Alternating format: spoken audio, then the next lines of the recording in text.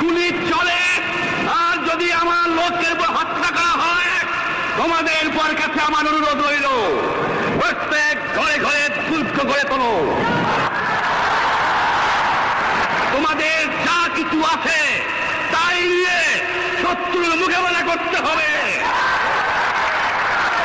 এবং জীবনের স্তরে রাস্তাঘাট যা যা আছে সবকিছু আমি যদি হুকুম দিতে নাও পারি তোমরা বন্ধ করে দেবে।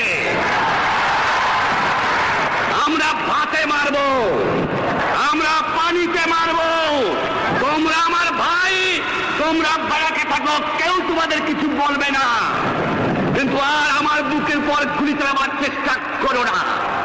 7 কোটি মানুষকে চাপা রাখতে পারবো না। আমরা যখন মরতে শিখেছি তখন কেউ আমাদের দমাতে পারবে না।